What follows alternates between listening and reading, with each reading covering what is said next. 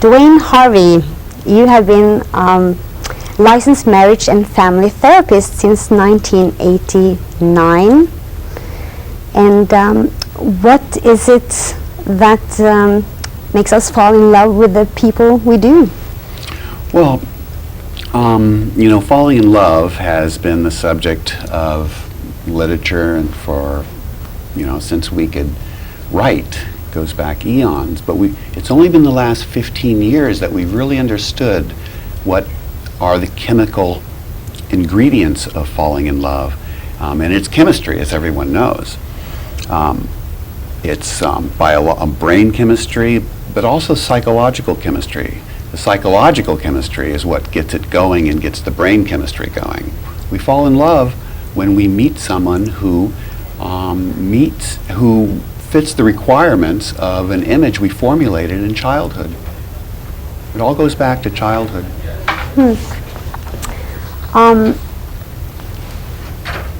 So that means, for example, that if you have a violent parent or a loving parent, then you would look for someone who is like our parents, really. Yes, the idea is that we're all injured in childhood, no matter how good our parents treat us. There were negative traits just because of the reality of life. And what we do is we learn that first of all, that this is the model of what we're looking for, because at the time of our childhood, the most important person is usually our mother and then our father. And so we look for someone who has those same positive traits, but also the negative traits. So what do you mean with negative traits? Well, for instance, violent, but also a loving mother, someone who was preoccupied, had too much going in her life to give you the full attention you needed.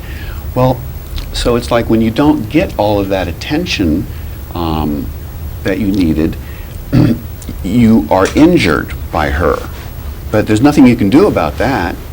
But as you grow up, you forget about it until you fall in love.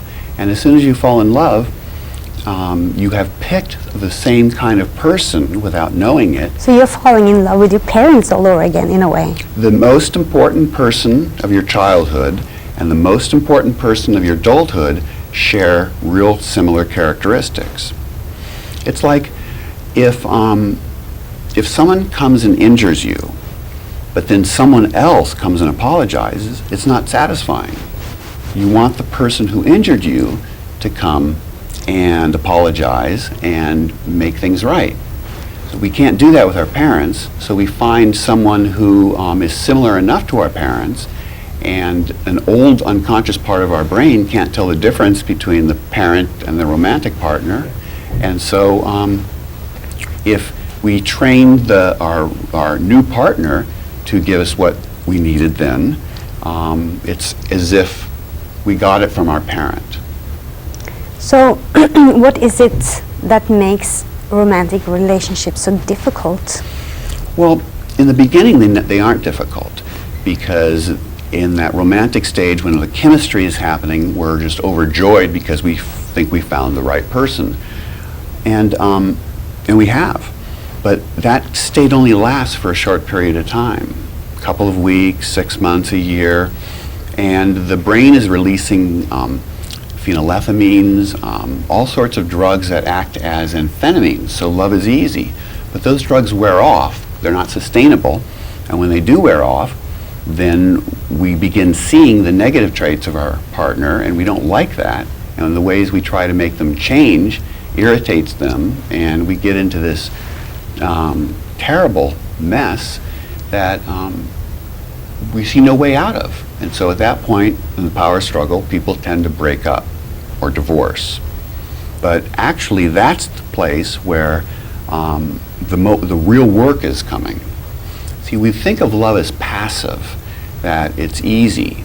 Well, it is easy in the beginning, but when we hit the power struggle, which is inevitable, predictable, and really very good if we understand it, then that's when we can start dealing with and solving our lifelong problems that we have. So is it that we fall in love with love? Falling in love with ourselves? Is that why it's so good in the beginning?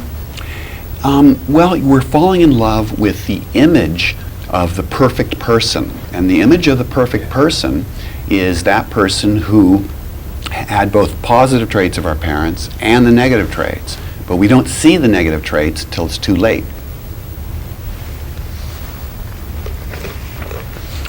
So it's not like we're falling in love with ourselves, but we expect the other person to be like ourselves, because in the beginning, the only thing that's emphasized is our similarities. You like the same music I like, you know, we like doing the same things. And that's a real bonding period. But after a while, when all those chemicals from the brain wear off, we begin seeing how different we are. And we're shocked and surprised and say, you know, who are you? I made a mistake. So it's they say that to find the right one is the hardest thing in life, really, even though there are millions of people out there.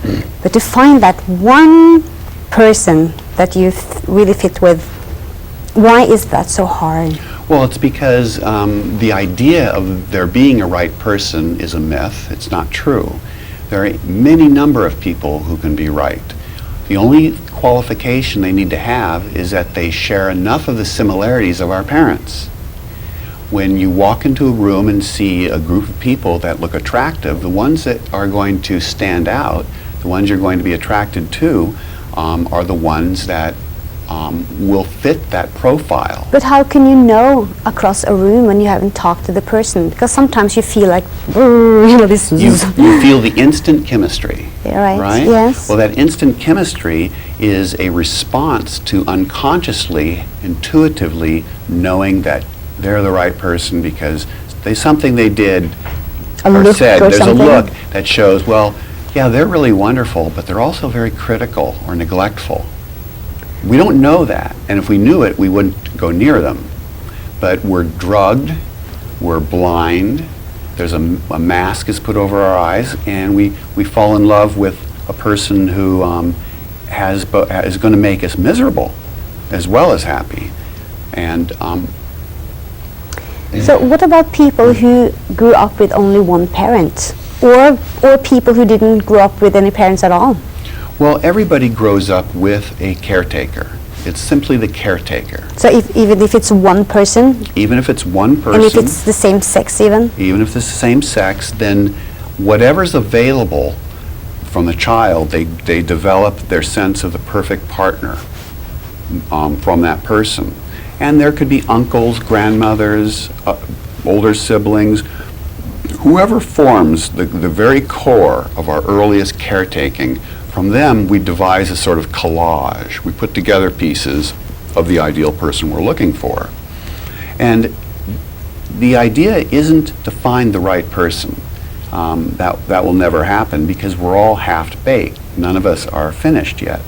So what we need to do is find the person we're attracted to, which is not hard, and then learn to become the right person. How do you do that? How do you become the right person? Well, your partner will tell you all the nagging critical things they say about you. Most of them happen to be true. But we can't listen to them because they say it to us in a way that makes us feel unsafe and dangerous and in danger. So we'll resist that. But what I do is I train people to make those requests of change from the other person in a positive way. Can you give an example? Sure.